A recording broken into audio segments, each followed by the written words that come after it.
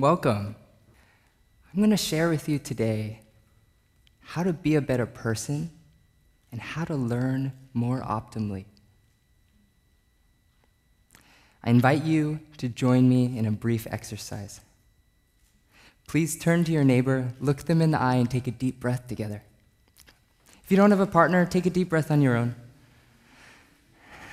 Now greet your other neighbor.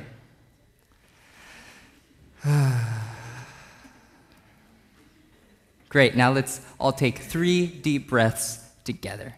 Breathe in, exhale it with a sigh. Again, vocalize the next exhale. You're good. Exaggerate the next one.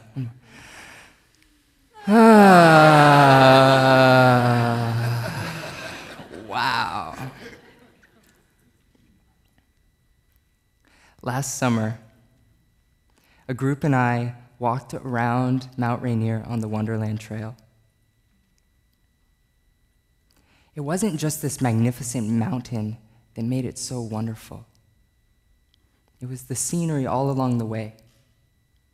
We passed through low, moist forests, highlands, glaciers, meadows with wildflowers, blueberry fields.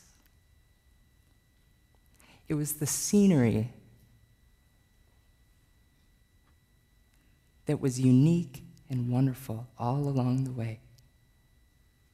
As if to place the 7 wonders of the world around a big circle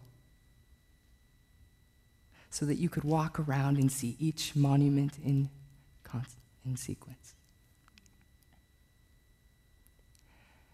Every time I would look at that magnificent mountain, it was as if I was looking into a mirror to see myself as a unique and monumental wonder. I saw everyone and everything else this way too, a truly humbling sight.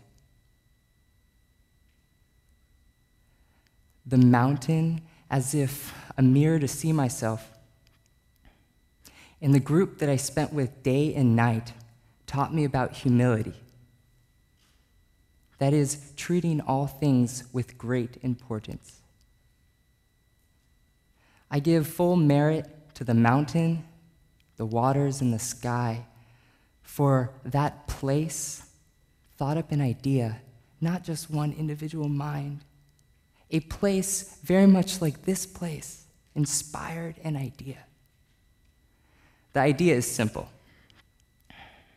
It's embracing every interaction as if a mirror to learn something about yourself. It seems simple.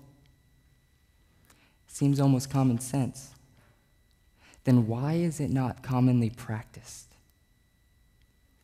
I kept asking this question. After 4 years of studying social dynamics within groups, I've learned that at the heart of being able to learn from somebody else is humility, is treating that person with great importance, and that the heartbeat that either enables or disables humility is how we relate to stress and social anxiety. I learned that at the heart of learning from others is humility, and that the heartbeat that makes that possible is how we relate to stress and social anxiety. On the inside, we're not very different. Within our nervous systems are mirror neurons that are stimulated when we act or merely observe the actions of others. It's why we laugh when we see a baby laughing. It's why we get so emotional during a speech. It's why we feel at ease when we take a deep breath together.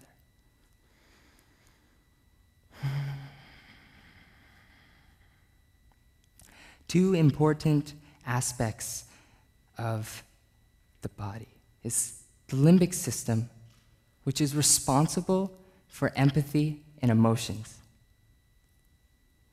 It's in action when we're most social and when we feel most able to value another and to learn from them. This is how we experience humility. The reptilian brain, which is triggered by stress, and is what is responsible for the flight, fight, and freeze response. Stress pushes aside the limbic system.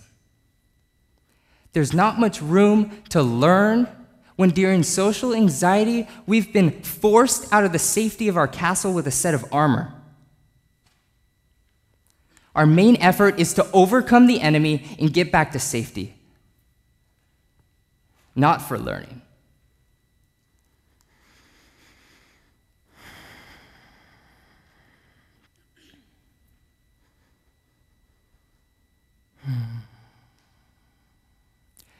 Our armor is fed by fear, anxiety, and stress.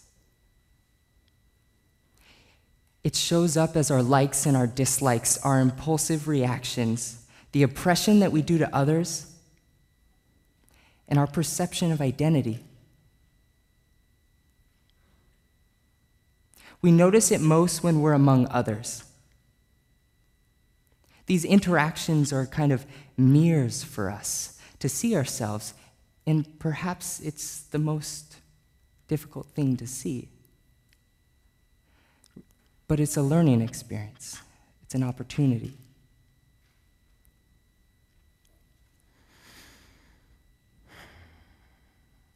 When we hold on to armor, it limits our freedom to be.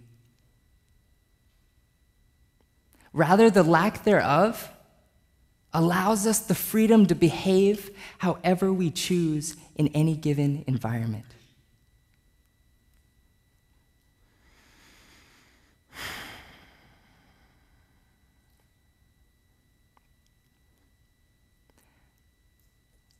When people hold on to their armor, they're at risk for choosing isolation because of the overwhelming stress of battling life. When an individual chooses isolation, it is all of our loss, because that person is a part of the whole and has a unique contribution that is very important.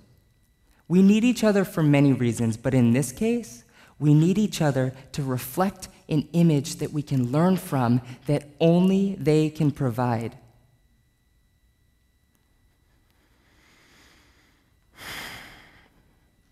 How then do we overcome these challenges we face with anxiety, shame, and isolation? Experiential learning is essential for relieving stress and rewiring the nervous system.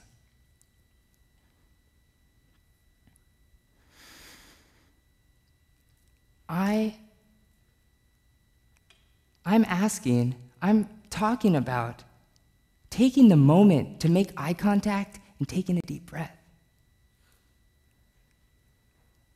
I'm talking about activities for groups that familiarize them with safety and intimacy. Because in safety, we're allowed to be vulnerable. We're allowed to take risks, problem solve, be creative. De-stressing and safety is what activates the limbic system. It allows humility to shine, gives us an opportunity to really learn.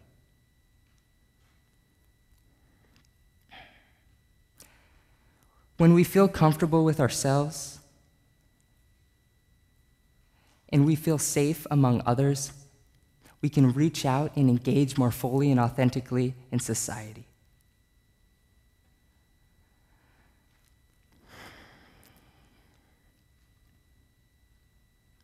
It's essential that we support safety and intimacy in our social environments.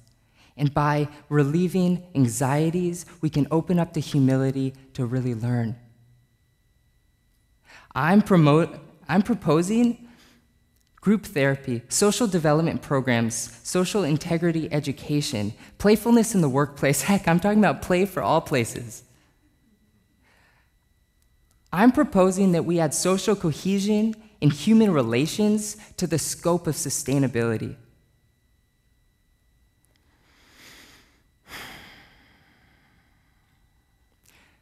We can renovate our approaches to human services, to employee relations, to classrooms, rehabilitation centers, counseling centers, and so forth. We can renovate our approaches to improving social dynamics and creating resilient and sustainable conditions. I'm going to end with a quote by Albert Einstein. A human being is a part of a whole, called by us universe. A part limited in time and space. He or she experiences themselves, their thoughts and feelings, as something that is separated from the rest. A kind of optical delusion of his consciousness. He or she experiences themselves, their thoughts, their feelings, as something that is separated from the rest. A kind of optical delusion of their consciousness. This delusion is a kind of prison for us, restricting us to our personal desires and to affection to those that are nearest to us. It is our task to break free from this prison by widening our circle of compassion to embrace all living creatures and nature in all of its beauty. A quote thanks to Albert Einstein. May everyone everywhere be well. Thank you so much.